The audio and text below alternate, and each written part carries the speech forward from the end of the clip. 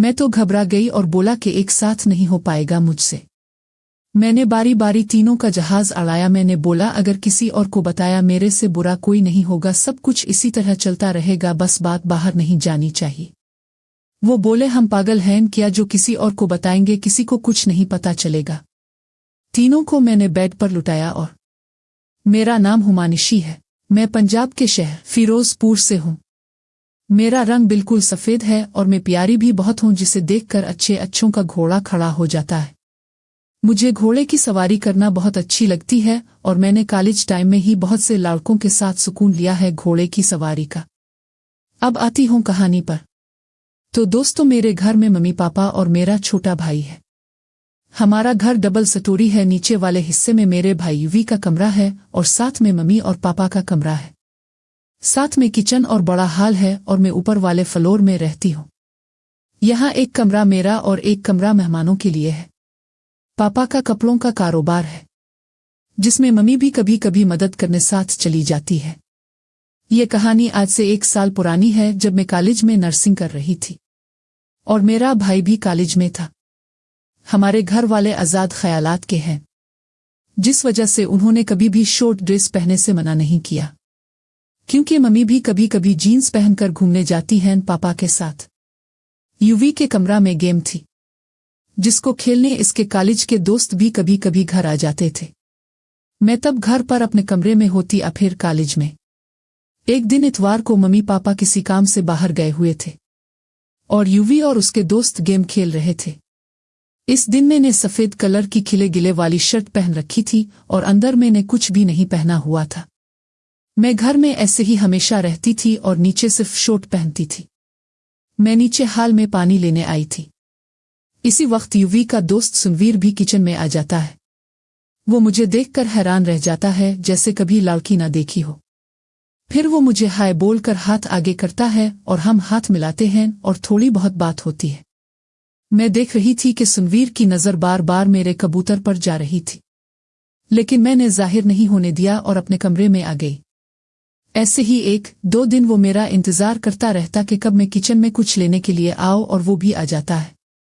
फिर एक दिन मैंने सुनवीर को तंग करने का सोचा, क्योंकि मुझे भी ये सब अच्छा लगने लगा था और बहुत दिनों से मैंने जहाज की सवारी नहीं की थी। मैंने फिर एक पुतली सी फराक पहन रखी थी और नीचे कुछ भी नहीं पहना था। गौर से देखने पर सब कुछ अंदर तक देखा जा सकता था। मैं किचन में गई और सुनवीर भी आ गया और देखता ही रह गया और बोला, आज तुम प्यारी लग रही हो। मैंने बोला, सिर्फ आज? वो बोला, मेरा मतलब आज कुछ ज्यादा ही गजबधा रही हो। मैंने बोला, अच्छा आज ऐसा किया है? ऐसा बोलते ही इसने एक हाथ मेरे कबूतर पर रख दिया और बोला, आज ये तो हुआ मैं उड़ रहे हैं। मैं शर्म से लाल हो गई और गर्दन नीचे कर ली। इसने मुझे पकड़ा हुआ था और मैं भी इसका साथ दे रही थी और उसका जहाज भी हुआ मैं उड़ रहा था। तभी मैंने इसको पीछे किया और जाने को कहा, क्योंकि कमरे से कुछ आवाज आई थी। मैं अपने कमरे में आ गई और वो भाई के कमरे में। ऐसे ही हमारा रोज का चलने लगा। फिर एक दिन इसने मेरी चिड़िया उड़ाने की इजाजत मांगी। मैंने बोला, दिल तो मेरा भी बहुत है, लेकिन भाई घर में होता है, कैसे होगा? वो बोला, वो तुम मेरे पर छोड़ दो। फिर वो मेरा कबूतर दबाकर चला गया और उसका नाखून लग गया, जो साफ नजर आ रहा था। फिर अगले दिन यूवी का बर्थडे था। घर में पार्टी थी, जिसमें यूवी के 4-5 दोस्त और हमारे पड़ोसी आए हुए थे।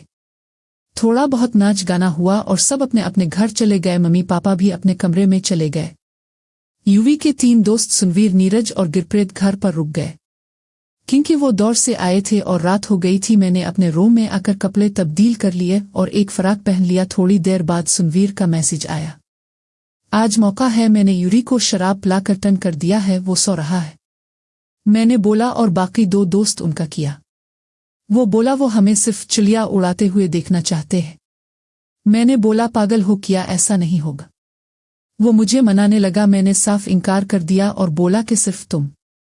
थोड़ी देर बाद मैं बोली, ठीक है, लेकिन मैं उनको चिड़िया उड़ाने नहीं दूंगी। इसने बोला, ठीक है, और मैंने कहा, जब मैं कहूं तब आना। फिर मैं नीचे गई। चुपके से मम्मी पापा को देखा, वो सो रहे थे, क्योंकि मम्मी पापा ने भी ड्रिंक की हुई थी। इसके बाद मैं रूम में गई और कपड़े तब्दील किए। फिर मैंने मैसेज किया, आ जाओ। थोड़ी देर में कमरे का दरवाज़ा खुला। सुनवीर और बाकी के दोस्त रो में आ गए। वो तीनों मुझे देख रहे थे। मैंने बोला, दरवाज़ा बंद कर दो और सामने सोफे पर बैठ जाओ। बाकी दोनों सोफे पर बैठ गए और सुनवीर मेरे पास आ गया। मुझे बहुत डर भी लग रहा था। सुनवीर के बाकी दोस्तों का जहाज भी हवा में था, जो कि साफ नजर आ रहा था।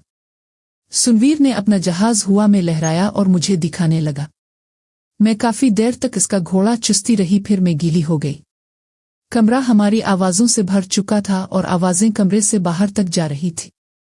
थोड़ी देर में बाकी दोनों दोस्त भी मेरे करीब आ गए और मुझे कहने लगे कि हमारा भी जहाज उड़ा दो। मैं तो घबरा गई और बोला कि एक साथ नहीं हो पाएगा मुझसे। मैंने बारी बारी तीनों का जहाज उड़ाया। मैंने बोला, अगर किसी और को बताया मेरे से बुरा कोई नहीं होगा, सब कुछ इसी तरह चलता रहेगा, बस बात बाहर नहीं जानी चाहिए। वो बोले, हम पागल हैं क्या जो किसी और को बताएंगे, किसी को कुछ नहीं पता चलेगा। तीनों को मैंने बेड पर लुटाया और बारी बारी उछल उछल कर तीनों के जहाज पर जाने लगी। मुझे बहुत मजा आ रहा था। मैं कभी सुनवीर के जहाज पर और कभी उसके दोस्तों के जहाज पर। उन्होंने रात मुझे बहुत सिक दिया। मैं भी पूरी तरह से टूट चुकी थी और मैंने उनका सारा पानी चूस चूस कर पी लिया। सुबह उठकर देखा तो मेरी चुलिया लाल हो चुकी थी और फूली फूली सी लग रही थी। मैं नहाई और खाना खाया, फिर सोने चली गई।